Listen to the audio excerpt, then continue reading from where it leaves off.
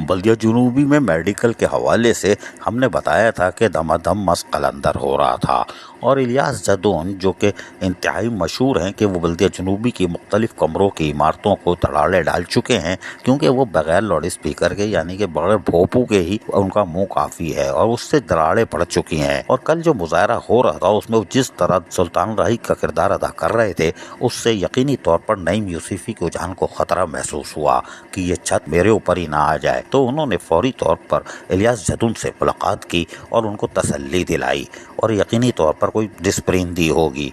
इलियास जदून थोड़े ठंडे हुए और ठंडे होने के बाद यकीनी तौर पर नईम यूसुफी भी इस दिमाग में सोच रहे होंगे, मेरी दीवार क्यों छत गिरे, म्युनिसिपल कमिश्नर के कमरे के पास चीखो भाई, हमारे पास क्यों गिर रहा, उधर दीवार गिरे तो गिरे। लेकिन इलियास जदून की चीखो पुकार और मेहनत कशों की नारे और यकीनी तौर पर काम बंद हड़ताल, दफातरों में ताला बंदी का नतीजा ये हुआ कि आज 4 अस्पतालों में जो कि कराची के बड़े अस्पताल हैं उनमें ओपीडी खुल चुकी है। जी हाँ, ओपीडी खुल चुकी है और यकीनी तौर पर इंश्योरेंस कंपनी और टाउन इंतजामिया ने पहला कदम उठा लिया है। ये एक अच्छी खबर है कि काम हो रहा है। यूनियन जो है वो अपना किरदार अदा करती है और आज उसने यकीनी तौर पर किरदार अदा किया है, करना भी चाहिए। इसलिए कि यूनाइटेड वर्कर्स यूनियन हो या कोई भी यूनियन हो, लेकिन इलियास जदून, शब्बीर अहमद सिद्दीकी, निसार अहमद स्वाति, रियाज खान जदून, अजहर अली, रबाब खालिद, महमूद शाह, नवाज शानी, असलम बजिंजो और मरकजी इंफॉर्मेशन सेक्रेटरी यकीनी तौर पर यानी नाम भी ले लेते हैं भाई, ताज खान,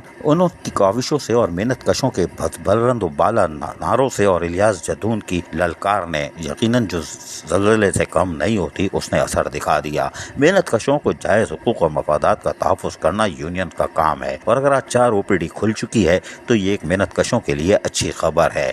लेकिन यूनियन वालों को हम बता रहे हैं, लॉलीपॉप के लिए दूर से दिखाई जाती है, मीठा मीठा भी नहीं मिलता, तैयार रहना। अजीज आरिफ, KBS बल्दियाती न्यूज़ कराची।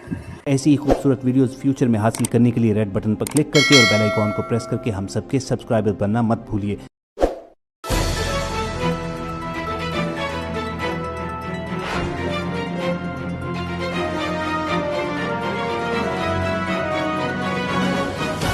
KBS बल्दियाती न्यूज़।